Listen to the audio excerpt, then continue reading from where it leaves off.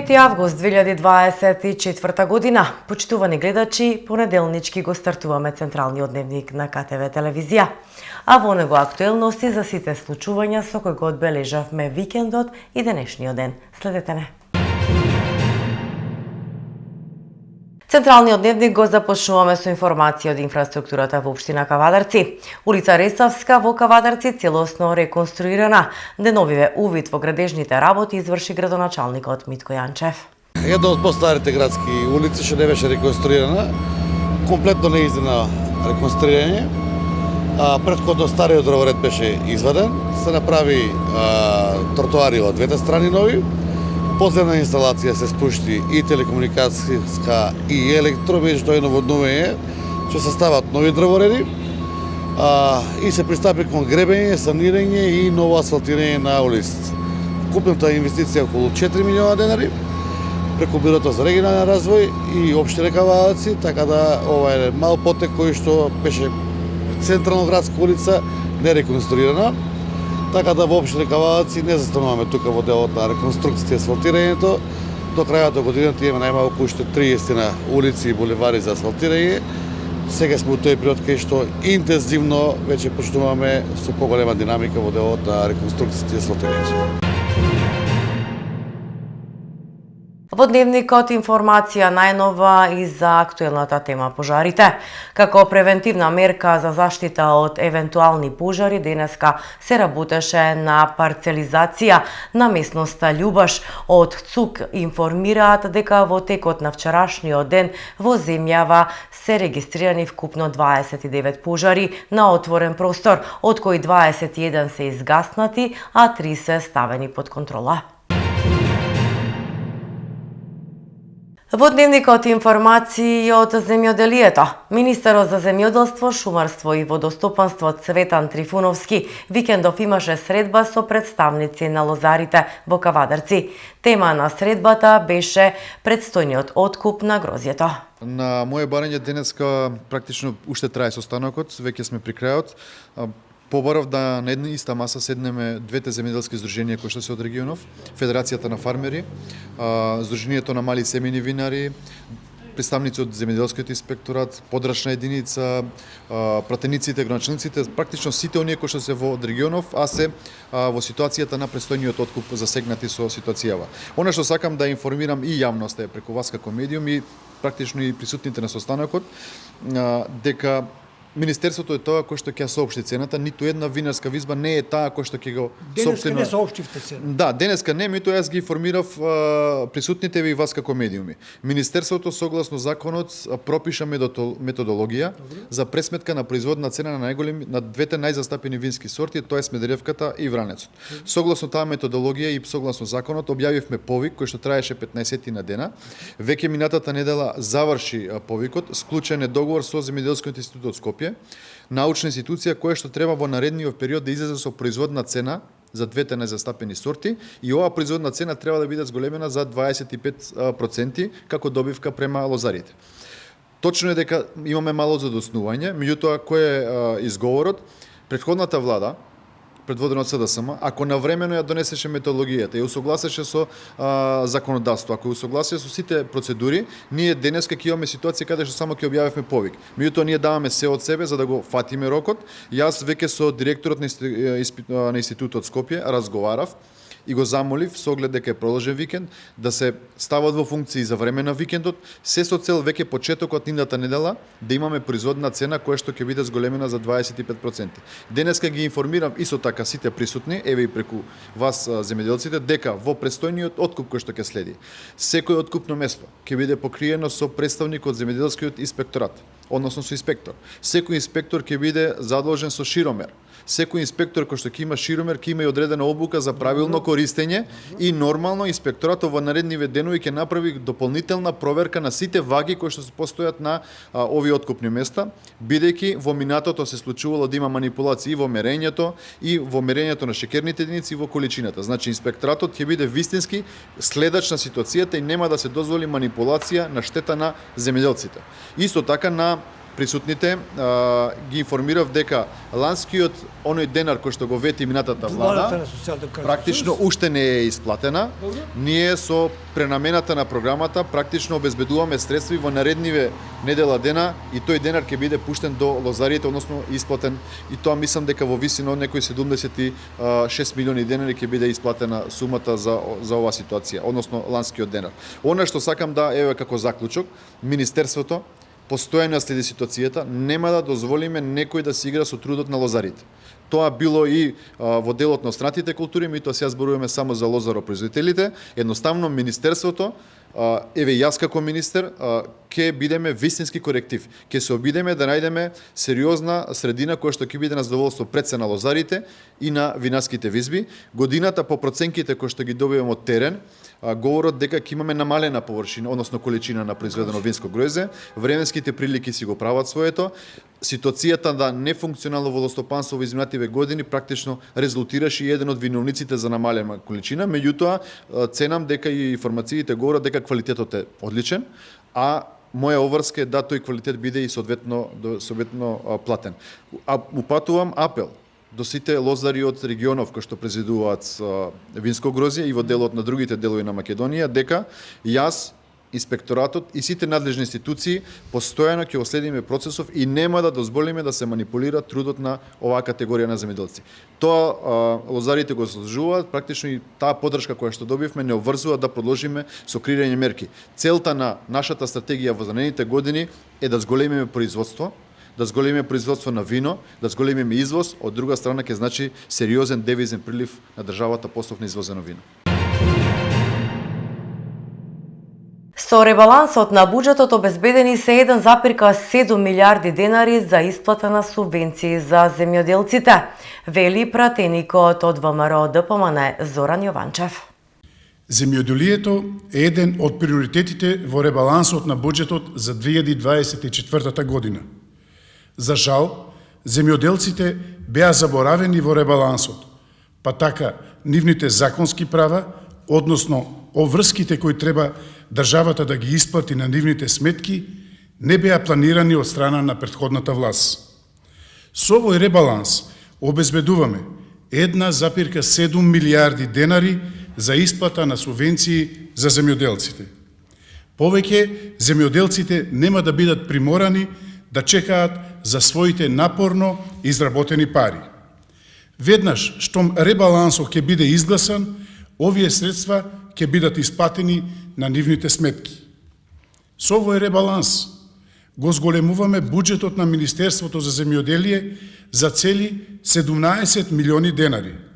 За програмата за наводнување предвидуваме дополнителни 14 милиони денари.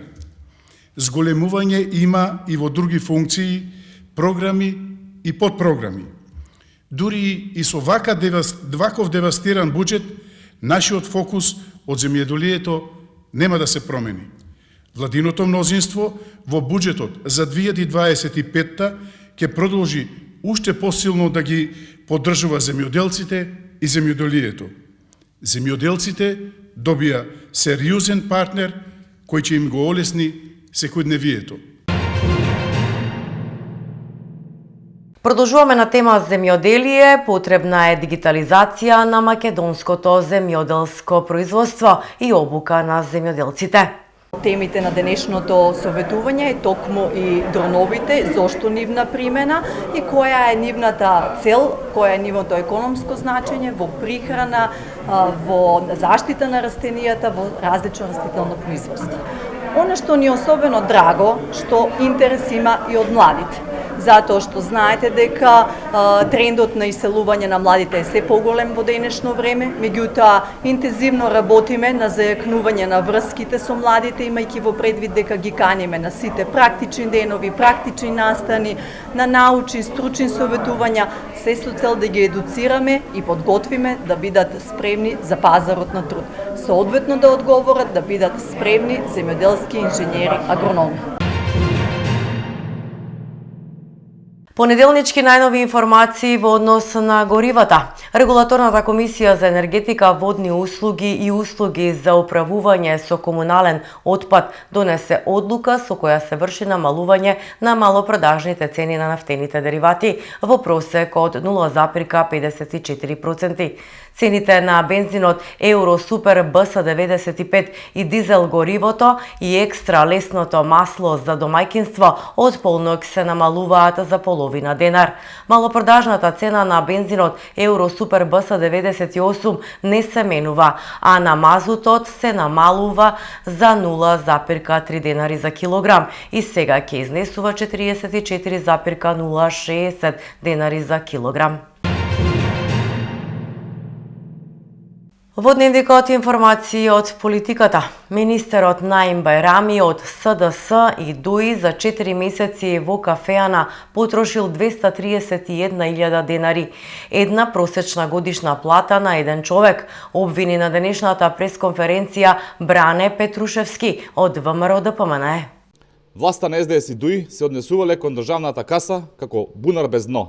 Не само што се ограбувала државата преку тендери, туку и немилосредно се трошело на кафански седенки, на јадење и пиење на нивните функционери.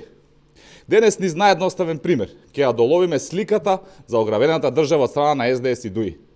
И како тоа министрите во претходната власт гледале на државата. Пример за аздисано трошење е министерот Наим Бајрами, кој беше министер во МИОА од 1 февруар 2024 година до 1 јуни 2024 година. За 4 месеци, колку што Наим Бајрами бил министер во МИОА, на службената картичка успеал да направи долг од цели 231.729 денари. Бајрами потрошил за 4 месеци на кафеани, јадење и пиење преку службена картичка, колку што еден граѓанин со минимална плата заработува за цела година. Како СДС и ДУИ правдаат што нивен функционер за само 4 месеци на кафеани потрошил колку што еден граѓанин троши за една година, и тоа за живот и преживување. Со кое лице СДС и ДУИ и Наим Бајрами ќе ги погледнат граѓаните и како ќе им кажат дека за 4 месеци еден човек потрошил во кафеани колку тие за живот на нивното семејство за една година. Во наредните неколку дена ќе кажеме детално како овој функционер ги трошел народните пари и како се однесувал додека народот мислел дека тој работи за државата. Продолжуваме со политика. Мицкоски, ако имаш докази, повели објави ги. Престани да ловиш вештерки, порача преку соопштение од опозиционата СДСМ. Откако дојде на власт, Мицкоски и ВМРО ДПМН секојдневно ја замајуваат јавноста со некакви индиции за криминал од претходната влада, без да понудат никаков доказ или да поднесат некакво обвинение, реагираат преку соопштение од СДСМ. Мицкоски не може да разбере дека веќе не е во опозиција, туку е на власт, и ваквите обвинувања без никакви докази предизвикуваат подсмевка јавноста.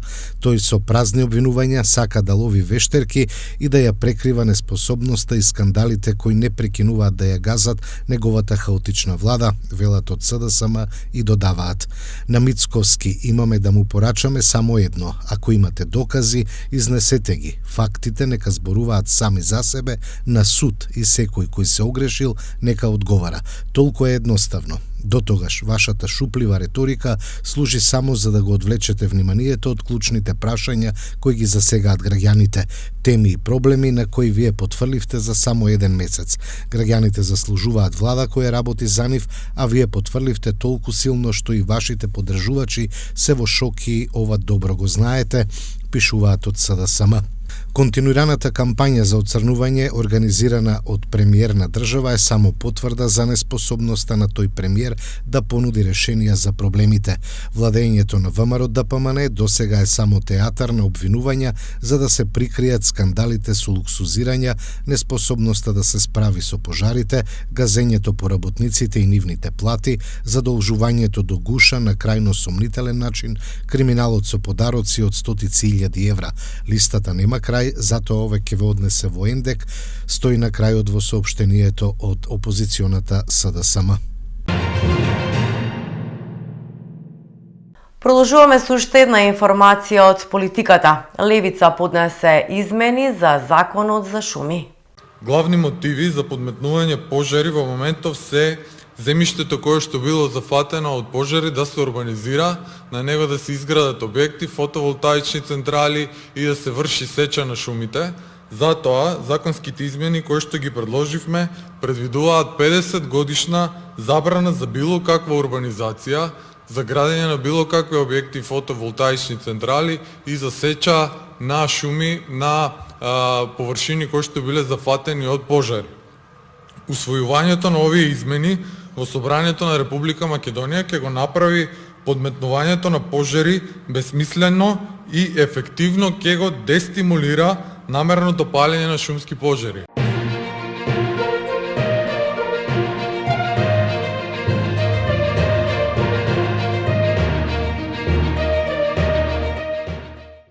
Во дневникот информации од спортот, јуниорите ја вратија до вербата во кошаркарската иднина. У18 репрезентацијата на Македонија без пораз го освои Европското првенство во Б дивизија и се врати во елитата.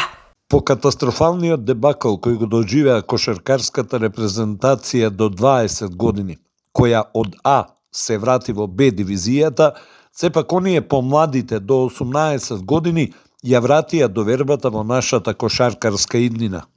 Македонската кошаркарска репрезентација до 18 години на Европското првенство Б дивизија, кое се одржа во Скопје, забележа 8 победи во исто толку одиграни мечеви.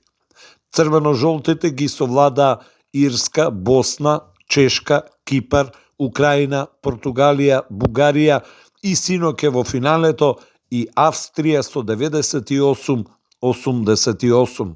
Со тоа, нашите јуниори не само што во голем стил го освои Европското првенство Б дивизија и златниот медал, туку од следната сезона се враќаат во елитата, во А дивизијата, каде покрај Македонија се враќаат и Австрија и Бугарија. Нашиот Никола Јаничич, кој во финалето постигна 30 поени, на крај е прогласен за MVP на првенството, а покрај него во идеалната петорка место имаше и за нашиот центар Марко Лукановски.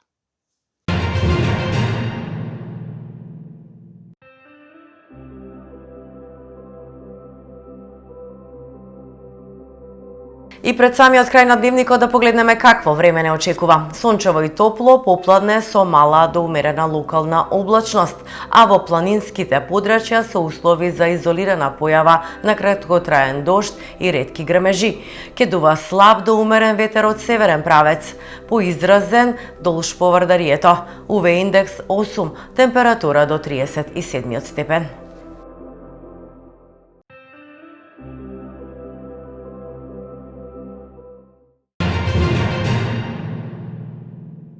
Почитувани гледачи, го следевте централниот дневник на КТВ телевизија. Ви благодариме на вниманието и ве повикуваме веќе за утрешниот ден да не следите повторно во 20 и 22 и 30 часот.